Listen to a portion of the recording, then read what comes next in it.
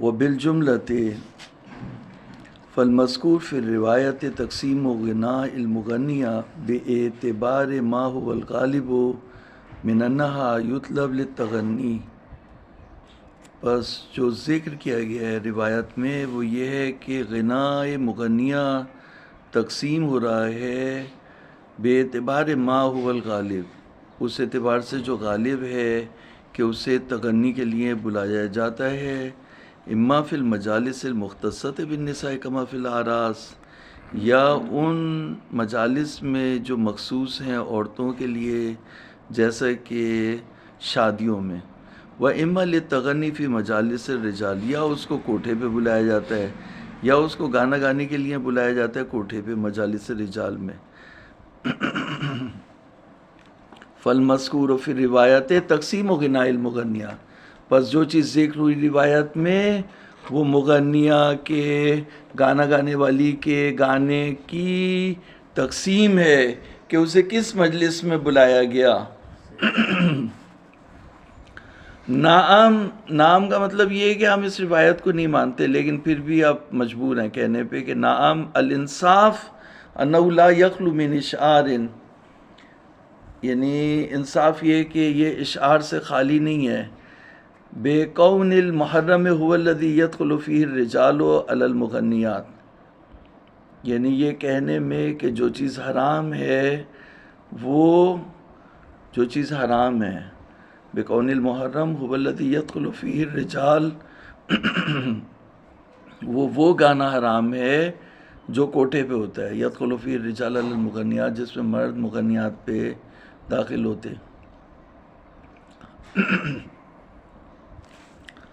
لیکن المنصف لا یرفع الید عن الاطلاقات، لیکن جو انصاف پسند انسان ہے وہ اطلاقات سے ہاتھ نہیں اٹھائے گا. جب وہ غنا میں کہا تھا تو غنا میں کہا تھا غنا بے نحو مطلق حرام ہے، غنا بے نحو مطلق لہو ہے، غنا بے نحو مطلق زور ہے. لأجل، تو اس اشعار کی وجہ سے جو ہے وہ ہم ہاتھ نہیں اٹھا سکتے ان اطلاقات سے، خصوصاً مع معارضتہ بما ہوا کالصریح فی حرمت غناء المغنیہ ولو لخصوص مولاہا، کما تقدم من قولہ علیہ السلام قد یکون للرجل الجاریۃ، قد یکون للرجل الجاریۃ، قد یکون الجاریۃ للرجل، یوں ہے قد یکون للرجل الجاریۃ تلہیہ وما ثمنها الا ثمن الکلب، وما ثمنها الا ثمن الکلب. فرمایا کہ کبھی کبھار انسان کے لیے وہ کنیز ہوتی ہے جو گانا گا سکتی ہے، جو رقاصہ ہے گانا گاتی ہے اور اس کے ساتھ لہو کرتی ہے، اور اس کی قیمت نہیں ہے مگر وہی جو کتے کی قیمت ہے. یعنی کتے کی ثمن جو ہے وہ حرام ہے، تو اس کی ثمن بھی کیا ہے؟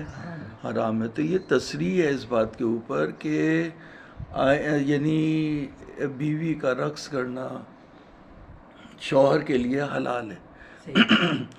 تو یہ اپنے مولا کے لیے بھی ناچ سکتی ہے، گا سکتی ہے، لیکن یہاں پہ روایت میں تصریح آئی کہ وَمَا ثَمَنُهُ إِلَّا ثَمَنَ الْكَلْبِ.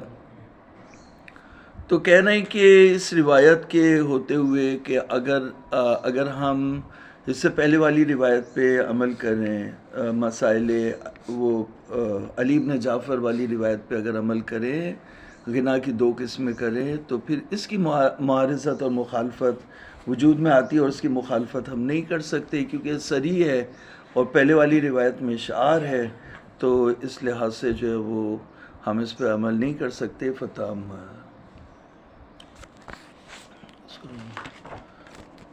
پانی چاہیے. تو شیخ نے یہ بات کہی کہ ہمارا نظریہ یہ ہے کہ ہم اطلاقات کے مقابلے میں اس اشعار کے اوپر عمل نہیں کر سکتے، یا تعارض ہو جائے گا یا قید لگانی پڑے گی ان اطلاقات کو، تو ہم یہ کام نہیں کر سکتے. تو شیخ کے مقابلے میں فخر المحققین ہیں، انہوں نے یہ کہا کہ جو شادی کے مواقع ہیں ان میں بھی غنا جائز نہیں ہے. تو کہا یہ تو روایت آئی ہے، تو کہا اس روایت پہ ہم عمل نہیں کر سکتے ان اطلاقات کی وجہ سے، تو وہ تو شیخ سے بھی زیادہ آگے چلے گئے۔ اس کے مقابلے میں جو صاحب کفایہ انہوں نے یہ کہا کہ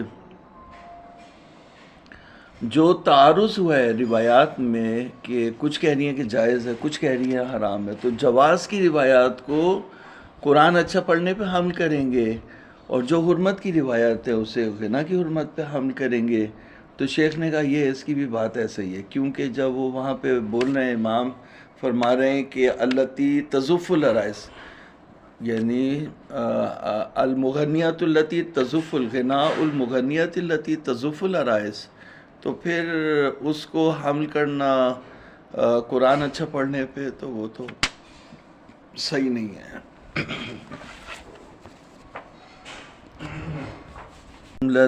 فالمذکور فی روایت تقسیم غناء المغنیات باعتبار ما هو الغالب من انها یطلب للتغنی اما فی المجالس المختصة بالنساء كما فی الاعراس و اما للتغنی فی مجالس الرجال۔ نعم الانصاف انه لا يخلو من اشعار بكون المحرم هو الذي يدخل فيه الرجال على المغنيات، لكن المنصف لا يرفع اليد عن الاطلاقات لأجل هذا الاشعار، خصوصا مع معارضته بما هو كالصريح في حرمة غناء المغنية ولو لخصوص مولاها، كما تقدم من قوله عليه السلام قد يكون للرجل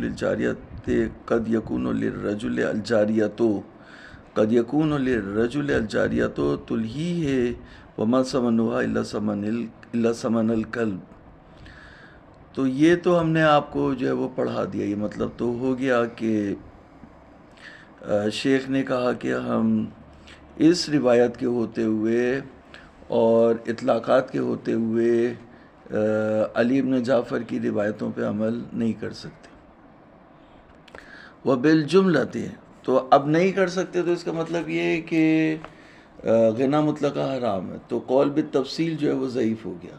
قول بالتفصیل کی یہی 3 روایتیں جو ہے وہ علی بن جعفر کی جو تھیں وہ مطلب گزر گئیں، یہی 3 روایتیں جو ہے وہ تفصیل دیتی تھیں، والتی تزف العرائس یا والتی تدخل علیہ الرجال، یہی 2-3 روایتیں تھیں۔ تو اس سے جو ہے وہ انہوں نے یہ قول نکالا تھا قول بالتفصیل۔ وبالجملۃ فضعف هذا القول بعد ملاحظۃ النصوص اظہر من یحتاج الی الاظہار، تو اس قول کا ضعف جو ہے وہ نصوص کے ملاحظہ کرنے کے بعد اس سے زیادہ ظاہر ہے کہ اسے ظاہر کیا جائے۔ اظہر جیسے جو ہے وہ سورج کی روشنی کو ظاہر کرنے کی ضرورت نہیں ہوتی، وہ خود ہی ظاہر ہوتی ہے، تو اس قول کا ضعف جو ہے وہ ظاہر ہے، اسے ظاہر کرنے کی ضرورت نہیں، بدیہی ہے، جیسے بدیہی ایک چیز ہے اسے ثابت کرنے کی ضرورت نہیں ہے، تو اظہر من یحتاج الی الاظہار۔ وما ابعد ما بین ھذا و بین ما سیجی من فخر الدین، یہ کتنا ایک طرف یہ قول آ رہا ہے کہ غنا کی 2 قسمیں، ایک قسم حلال ہے ایک قسم حرام ہے، اور دوسرا قول یہ آ رہا ہے فخر المحققین کا کہ غنا شادیوں میں بھی جو ہے وہ جائز نہیں ہے۔ وما ابعد ما بین ھذا و بین ما سیجی من فخر الدین من عدم تجویز الغناء بالاعراس لان روایتین بین کانتا نصین فی الجواز۔ اب ایک دفعہ شیخ آ کے جو ہے وہ نقل کرنے کے اشعار طالب علم کو بھی کنفیوز کر رہا، دوسری اب آ کے بول رہے ہیں کہ انہوں نے کہا کہ یہ 2 روایتیں جو علی بن جعفر کی تھی یہ نص ہے کس کے اندر؟ جواز کے اندر، الا انہما لا یقاومان الاخبار المانعۃ لتواترها، مگر یہ کہ یہ جو ہے 1 پاؤ کی ہیں اور وہ جو اطلاقات ہیں وہ 2 کلو کے ہیں، تو یہ کیا مطلب یہاں کیا منڈی لگی ہوئی ہے جو وزن ہو رہا ہے، ادھر وزن کریں گے ادھر 2-3 ہے، ادھر جو وہ 2-3-4-5 کلو ہے، ادھر 1 پاؤ ہے ادھر 2 کلو ہے۔ وَإِنْ كَانَتْ نَصَّيْنِ فِي الْجَوَازِ، اگرچہ یہ نص ہے جواز میں، إِلَّا أَنَّهُمَا، مگر یہ کہ یہ مقاومت نہیں رکھتے اخبار مانعہ کو کے سامنے کھڑے ہونے کی، لتواترها، کیونکہ وہ متواتر ہیں۔ وَأَمَّا مَا ذَكَرَهُ فِي الْكِفَایَہ، کفایہ میں جو ذکر کیا جس طرح سے انہوں نے جمع کیا اخبار من اور مجوزہ میں، وہ صحیح نہیں ہے. اما ما ذکرہو، تو اب یہاں پہ ایک منٹ کے لیے اگر میں آپ کو روکوں تو فخر المحققین کی بات ایک لحاظ سے صحیح ہے. بھائی جب آپ روایات کو تقید کر ہی نہیں رہے، جب نہیں کر رہے تو پھر غنا شادیوں میں بھی پھر تقید نہیں کرے نا، تو پھر اس کی بات جو ہے وہ اصول کے لحاظ سے صحیح ہے کہ جب آپ قید نہیں لگا رہے ان روایات مطلقہ کو، اطلاقات کو قید نہیں لگا رہے، تو پھر شادیوں میں بھی نہیں لگاؤ. شادیوں میں بھی نہیں لگاؤ تو اس کا مطلب یہ ہے کہ شادیوں میں بھی غنا حرام ہوگا، غیر شادیوں میں بھی حرام ہوگا، بطور مطلق حرام ہوگا. البتہ اس کا قول جو ہے وہ محققین کی طرف جو ہے وہ یعنی فقہاء امامیہ کی طرف اس کا قول نہیں ہے موسیقی مطلقہ حرام ہو. جیسے شراب مطلقہ حرام ہے تو موسیقی مطلقہ حرام ہو، اس کا قول جو ہے وہ نہیں ہے. ایک وہ تھے ان کے زمانے میں، ایک تھے وہ انہوں نے بھی احتیاط کیا تھا، نام میں بتا دوں گا ان کا نام.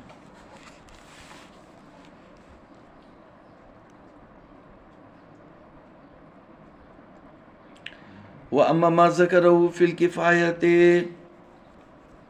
من تعارض اخبار المن للاخبار الواردۃ فی فضل قراءۃ القرآن، انہوں نے اخبار مجوزہ کو حمل کیا قرآن اچھا پڑھنے پہ. ما ذکرہ فی الکفایہ من تعارض اخبار المن للاخبار الواردۃ فی فضل قراءۃ القرآن فیظہر فساد عند التکلم فی التفصیل.